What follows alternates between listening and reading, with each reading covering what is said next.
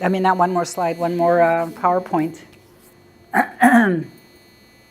Yeah, these are just traditions, and this is just to cap everything that we've talked about and stuff, okay?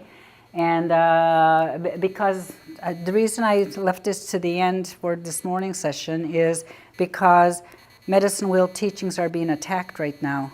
There's people that are actually going, I had one woman not that long ago at my brother's wake, Melda, is it true?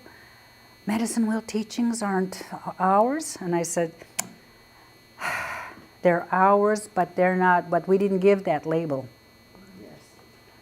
Medicine wheel teachings are a label that were set out, and there's medicine wheel formations around the world that have been identified, but they're ours too.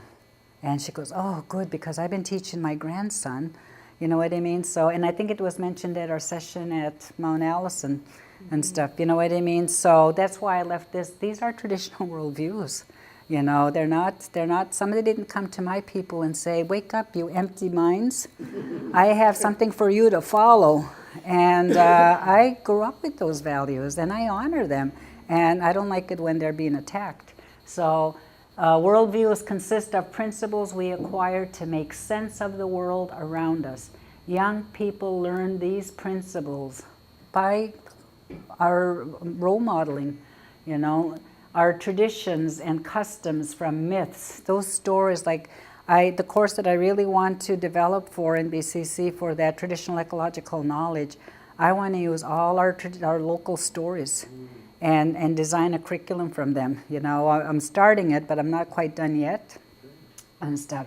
Legends and stories, so that they can see, why are these horseshoe, you know, islands? Why is this, like that rock I wanted to show them? That actually happened. It's not something that was written by somebody who happened to come along, and I heard this story about the Maliseets and, you know, these people that had powers. We have places that still demonstrate that. So for me, that's traditional ecological knowledge, because it's stories about our land, stories about our air, stories about the water source, stories about, you know, all of that. And to me, that's traditional ecological knowledge. And so family, community, examples set by community leaders. And I actually used this man's Oscar Kawagali, a UPIOC scholar who actually, I used his worldview book in my course. I teach a course called Wabanaki Worldviews. And I actually used his book one year and realized everything he's saying is similar to ours and stuff, you know. So, okay. And I'm trying to get him to UNB. A worldview or vision of life is the framework by which we order our existence. It is the glasses or filter from which we view the world. Worldviews are mental models that shape our thinking and acting. John Volko, I still work with, Professor Renaissance College at UNB. So him and I right now, we've been trying to find the time. We want to publish a document of what Maliseet worldviews are. You know what I mean? Based on the work that we did by collecting the stories that we did in the language. Okay. A worldview is a way of life, and that's why that Waliba Mausawagan is what we talked about, that medicine wheel teaching. You know, so you've been taught to walk in that medicine wheel by the symbol or the model that I showed you that Gwen taught us. You know, is how to walk spiritually, how to walk physically, how to walk socially, how to be responsible politically. Those are all parts of our everyday life. And so it is a way of life. Hence it influences, it determines our thoughts and actions. The manner in which we respond to life's ultimate questions determines our vision of life, our worldview, or how we look at the world. Worldviews can be secular, spiritual, or religious.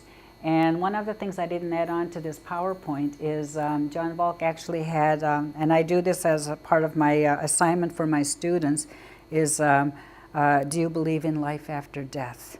Who taught you about right and wrong? You know, and there's like 5 ultimate questions that go with that, which we'll probably include because it's in another PowerPoint, but I should have added them to this. But that's what he's talking about, is these worldview. So it was interesting for me to see the responses. Like I had one student that said, I asked, do you believe in Christmas? Yeah.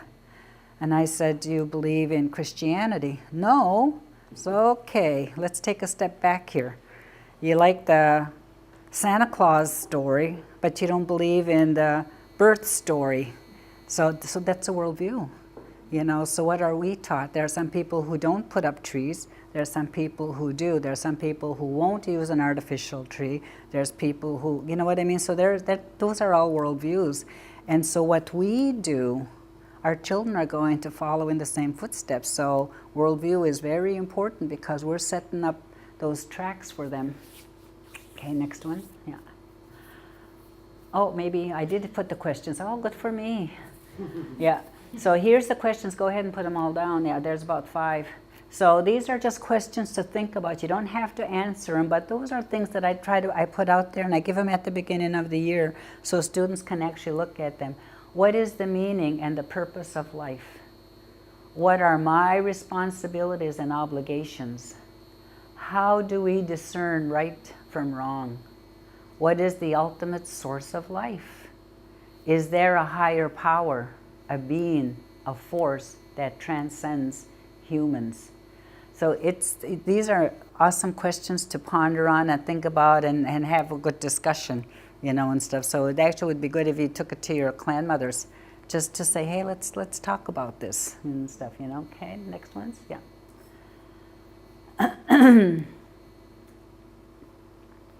So central features of traditional worldview is the power of the circle we talked about, holistic global perspective, 3 realms. We are in the human realm, but let's not forget the natural realm. Let's not forget the spiritual realm. And sometimes people are only in the human realm. They don't connect, to that natural realm. Like we have natural laws, things we would never do, even though it's not written in any book. But we would never do that because it's natural for us not to do that. And same thing with our spiritual realm. When I do sessions for the priest, matter of fact, it's mentioned before that I work with about 5 priests, but they also come to my lodges. It's not a one-way exchange. Those priests that I work with will also come to my community and help me do ceremony there, and will come into sweat lodges too. It's not they're saying, Imelda, you can come and do your ceremony in church, but I'm not going to your community. It doesn't work that way. Otherwise, it's not a relationship. It's not a two-way street. Sacredness of all of creation. Absolutely, and you have to, even stones, like my publication on stone people, it came from that there was a time when humanity disrespected the sacredness of creation, and so children started to abuse, the blueberries by using them as pea shooters and taking apples off a tree and having a fight and not acknowledging that those were gifts, that they were just taking it for granted. So that when the elders tried to stop them, then the elders, they weren't heard. And so the elders said, we'll have to leave because the children have stopped learning from us. And so that's when the elders moved away. And in the beginning, the children were, yay, we have nobody to tell us what to do.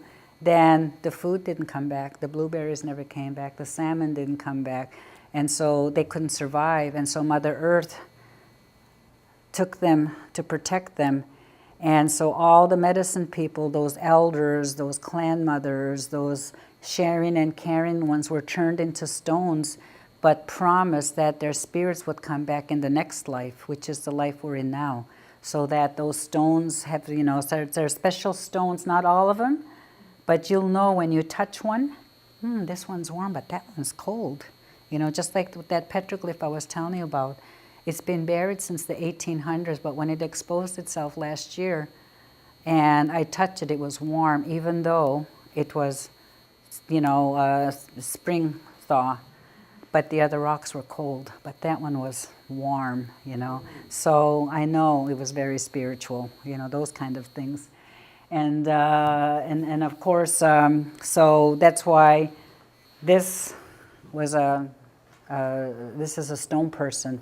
The sacredness of my pipe, I know, come from one of those people from the life before, to bring ceremony back, you know. And so that's what we talk about when we talk about the stone people. Our relationships, not just human relationships. We have to have relationships with our plants, you know. Oh, tell those buds, oh, you're so beautiful, I can't wait, I wonder how big you're going to be, you know. Or that first flower that's coming up through the ground, or those fiddleheads that are coming soon, you know. Those are all relationships that we forget, you know. And we're, you know, just like there was a young little boy that he's only about 5. He came into the sweat lodge. His mom was in the lodge with me, and I could hear, Mom, when are you coming out? And I wish she would have brought him, but it's her choice, you know. And so when the door was open, I said, get him. I want to tell him something. So he's going in like this real, you know. I said, I'm not going to close the door, because besides, you shouldn't be afraid of the dark, because you started in the dark. I did. So it was so awesome. I said, can I just close the door so you'll know what it's kind of like, so you won't be afraid? Oh, it's not so bad. You know what I mean? So it's just that guiding that you have to do and everything. So those relationships, so he needs to learn his relationship to those grandfathers, which are stones. You know what I mean? Relationship to the water, relationship to the cedar that was placed there, relationship to the darkness, to the light, you know, and all of that. So it's that's the relationships I mean. Reciprocity. That's why we don't have a you're welcome. I don't think Mi'kmaq has either. When we say Walalin or Waliwin, we don't have to say you're welcome. We say updatch, meaning I'll be kind again, or Gatdenid, it was nothing for me to show kindness, because I've been brought up that way. And so it's a pay it forward. It's not a instant, you know, right away. It's reciprocity.